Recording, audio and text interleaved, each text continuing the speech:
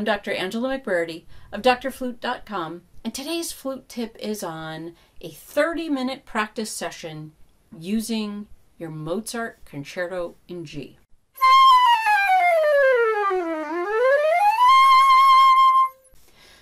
Now, we all are busy, and we don't have all the time in the world, especially if you're working a full-time job and perhaps it's not even in music, but you want to improve, you want to get better, and you come home and you have dinner to get and kids to cart here and there, and all you can really carve out from your day is 30 minutes to practice.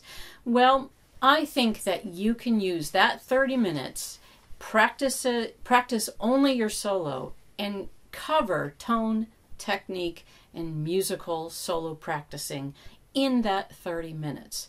It takes a little bit of creative work. I would say if you have lots of extra time, then do your etude books and do your technique books and learn from them. But sometimes you just don't have that time. But you do want to learn the Mozart Concerto. So let's talk about what you can do to cover tone practice, to cover scale practice and arpeggio practice, and still learn a solo at the same time in just 30 minutes. Now, I'm not going to take 30 minutes to do this, but you can easily cover 30 minutes with the tools and tips that I'm going to give you. So let's start off with the fact that this concerto, this Mozart Concerto, is in G. That means I want to know my G major scale, I want to know the G major arpeggio, and I want to play the G major scale in thirds. So I'm going to start off with that.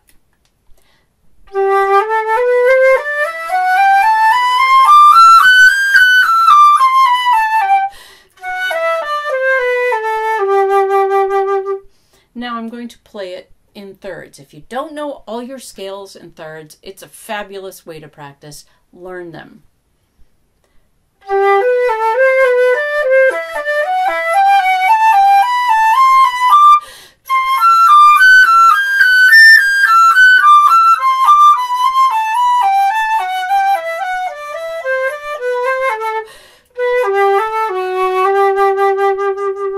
If you stumble when you do that, I would play that scale until you know it cold and you can whip up it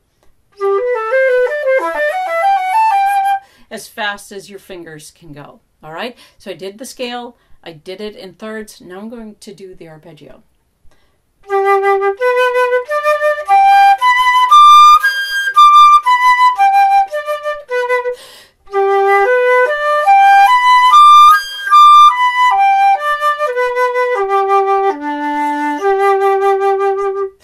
Because you know what, in this G major, in a lot of classical pieces and concertos like this one, it's all based on scales, arpeggios, and scales and thirds.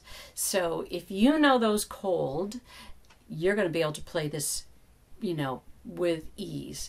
Now, with this particular scale, or this particular concerto, I look around and say, you know what, there are some times where he moves. So G is the tonic key. If we think about the arpeggio, G, B, and D, D is the dominant, and there are a lot of dominant chords in here. It was the 5 was very important, and so I look and say, wow, the key of D has F sharp and C sharp, and there's a lot of places where he moves to sort of a key of D in here. And so that means I need to learn my D scale.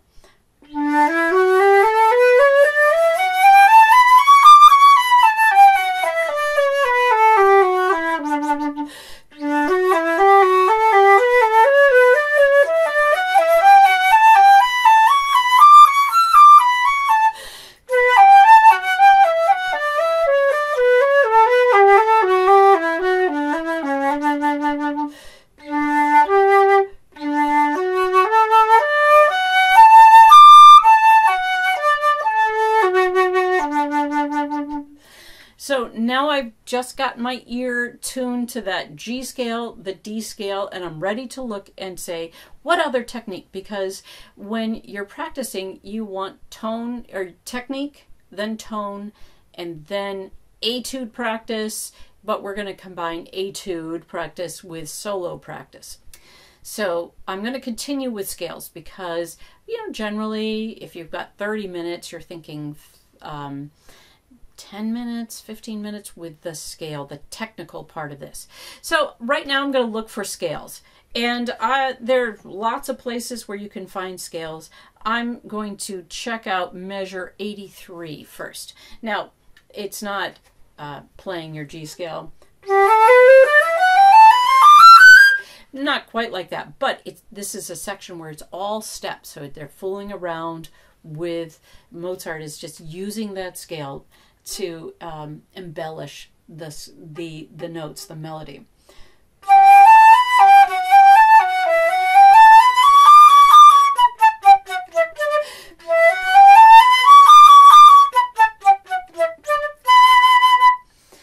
There are other scales. I'm going to move down, and now I'm going to center around a D scale, but I started on A. This is in measure 89.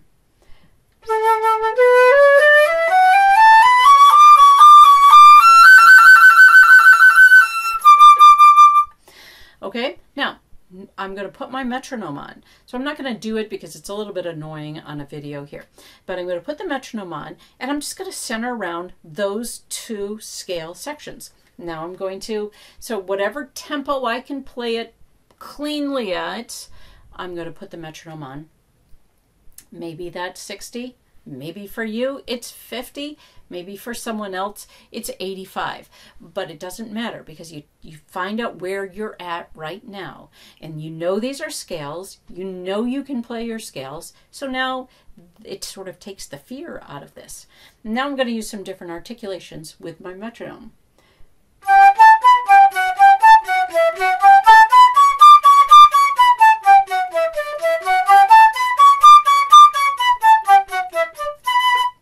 I'm going to skip over.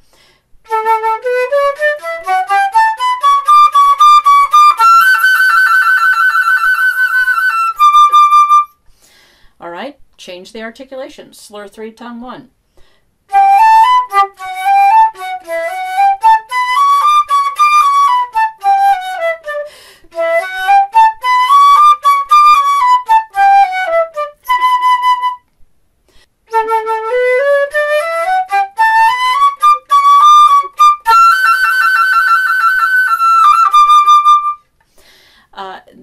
I can add that trill, or you can just stop on that last trill. But I'm using the Taffanel and Gobert articulations. If you don't know those, get that Taffanel and Gobert book, 17 Grand Exercises for the Flute, and get that articulation from exercise 1. It's a fabulous set of articulations, and I do all my technical passages with those. Okay, so now I'm going to, I did slur 3, tongue 1, slur 3, slur 2, tongue 2. There's 10 different articulations, and I like to go through all of them.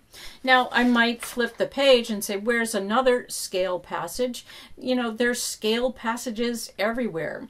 How about in measure 115?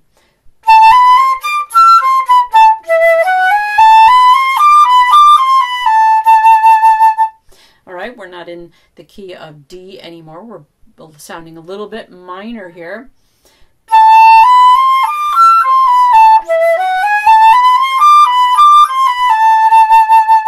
And now I'm going to do that with the articulation.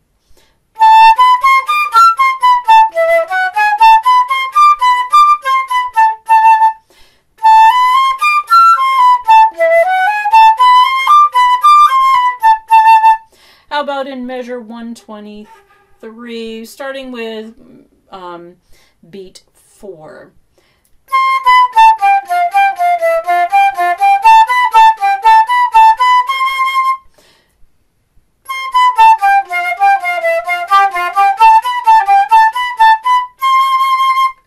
Now I'm not moving on and adding tons and tons of stuff. I'm going to keep the metronome and maybe do these 3 little sections, do all 10 articulations, move the metronome up a little bit more, do all the 10 articulations again with that, then maybe find another scale passages. You've got a zillion all over this concerto, okay? Now I say, okay, I've gotten my fingers are feeling warmed up. My embouchure is feeling warmed up. Let me see what else can I do, technically speaking.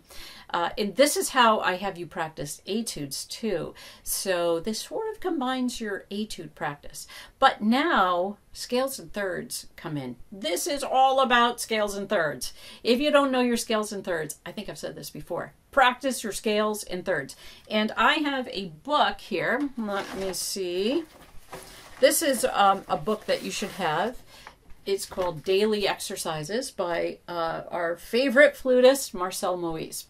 And he has scales. I think this was one of the best books. I could always do my scales and thirds. I was taught to do that. Let me find the right page so I can show you. But he has these scales in thirds so that you do learn them in thirds.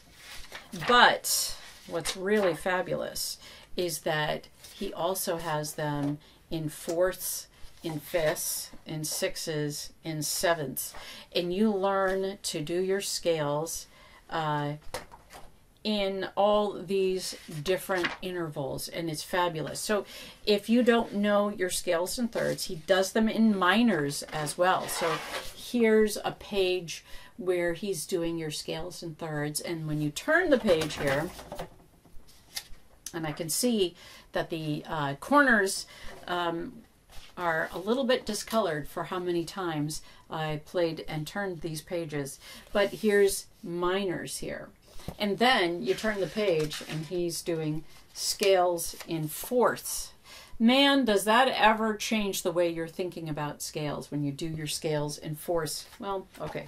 Is that the scales in fourths? I think I turned too many or not enough. Here's the scales in fourths. Sorry about that. Right here. And to make your fingers, you know, thirds come easy, but learning them in fourths and fifths and sixths is quite challenging. But it's a great way to practice your scales. So that said, if you have that book and you have time to go through it, great. If not, learn the scale in thirds, both D and G for this piece. Because what do we have everywhere? Scales and thirds. Oh, the first place I'm going to look at is measure 58, 59, measure 60. And we have this.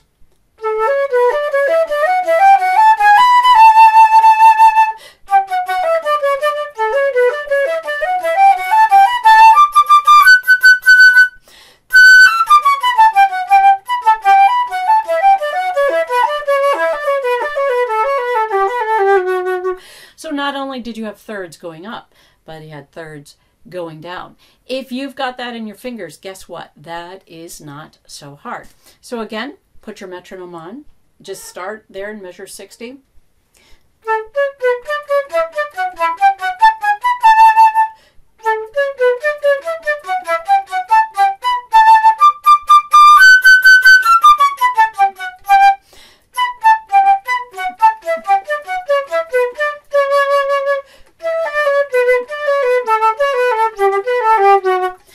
Fool around with the rhythm a little bit, but all the way through here, now is your time. Just practice those. Tongue them, slur 2, tongue 2, tongue 2, slur 2, slur 3, tongue 1, tongue 1, slur the middle 2, tongue 1. Use your metronome and work on the technique in here. It's just a fabulous way to practice. And if you are using Mozart to be your 30-minute practice, then this is where you practice your technique and sort of your etude practice at the same time. Now, let's talk about tone. So you've been warming up on your Mozart Concerto, you've been doing your scales and thirds, you've been doing your arpeggios, and now it's time to work on some tone because this has gotten warmed up. So let's look at the second movement. We'll do a couple things with practicing tone at the same time as your solo, and we want to use this because we've only got 30 minutes. So let's look at the solo in your second movement here. So it starts off like this.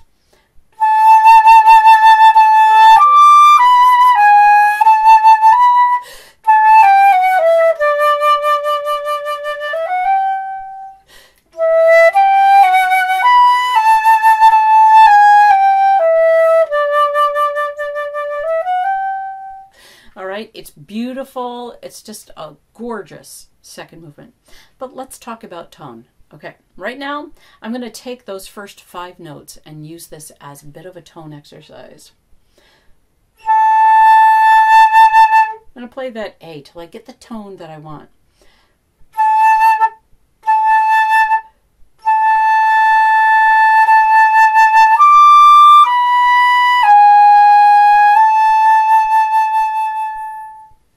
I'm going to play it smoothly. I'm going to listen for glitches, and I'm going to taper at the end. Let me try that again.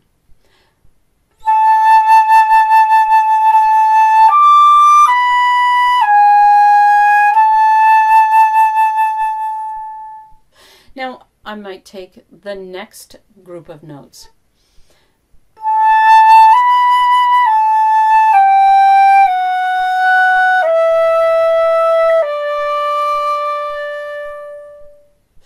Okay, I'm taking it apart and I'm playing just a few notes at a time. I'm thinking tapers. Can I taper the ends of these phrases?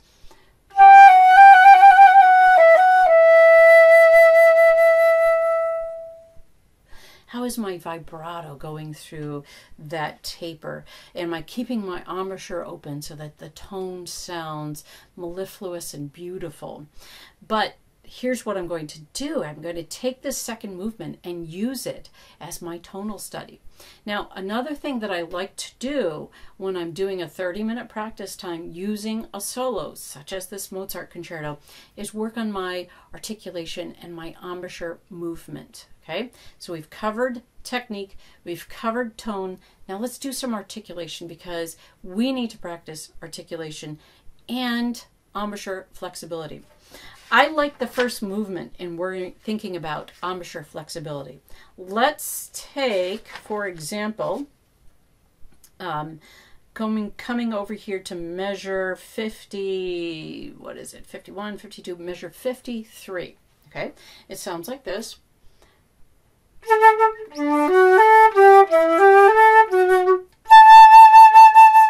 Okay, I start on a low A and I end on an octave higher. So I started with low A, I end an octave higher. What is my embouchure doing?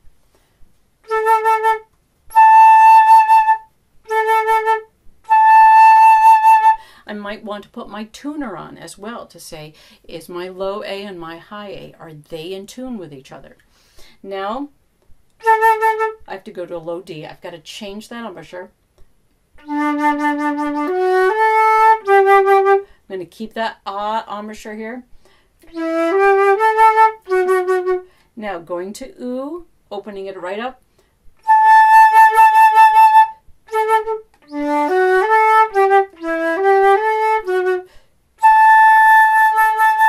There's a lot of places where we can have that embouchure flexibility here. How about over here in measure 96, 97, measure 98? We have a low A. I'm using my low embouchure for the low A, moving it up, raising that airstream for the high A. Now, what if I were to just do something more with that? So it's A to A, G,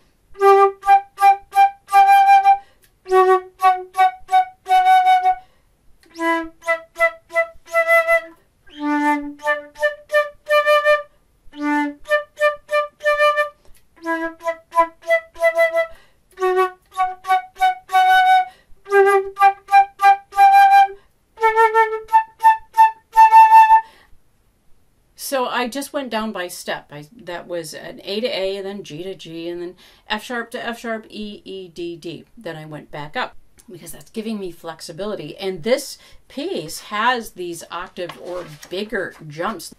So look over and measure 143. We have 2 octave jumps here.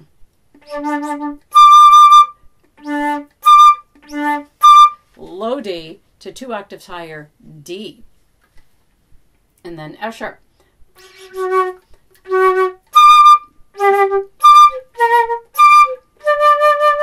Now, that's a great exercise in and of itself. It goes into triplets.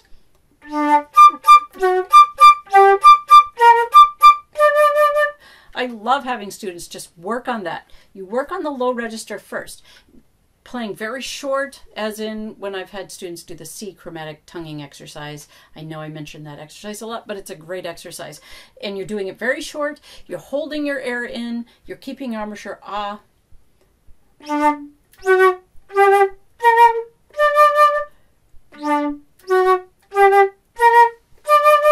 And if those notes don't come out solid and strong for you, you're going to keep working at that till they do.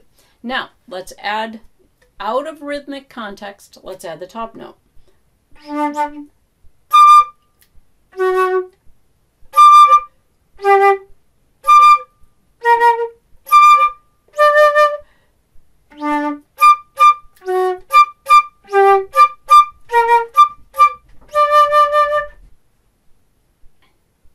I don't care about the rhythm in these. I care about centering that pitch.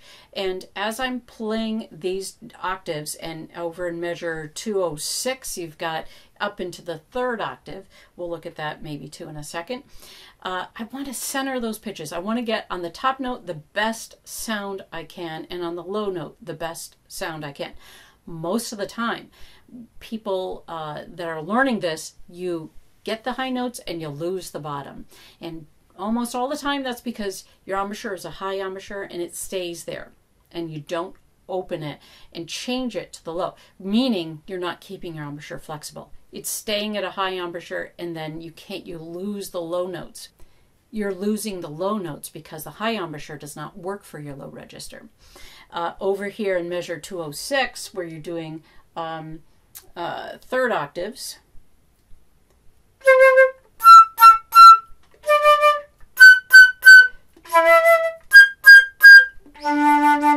and then have to land on that low D. Again, your embouchure has to remain flexible. So these are great places to work on that flexibility, and you can do it anywhere you want. I've been tonguing it. Now how about we slur? Let's go back to measure 143.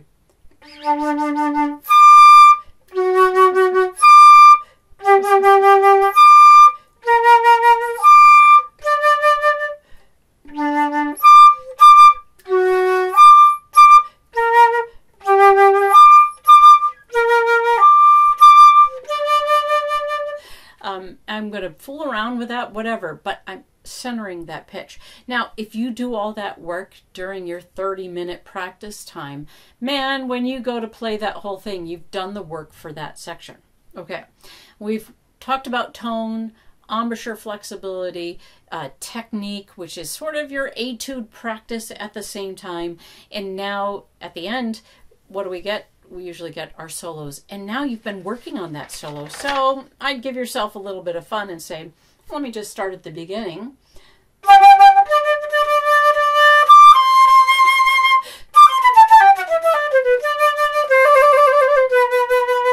Maybe work on those trills, but now you get to put it back together a little bit and work on some of that solo musical line. Where are you going with all this technique? What's happening? Where's the cadence points? And work on the musicality of that. But that's how I would attempt using the Mozart Concerto in G as your 30-minute practice time. And this is when you don't have enough time in your day to do all the technique, all the tone, and etude practice that you would really like to do, but life interferes with that. Then use your solo as your practice. You can get it all in, but you have to think about it. Use your time wisely.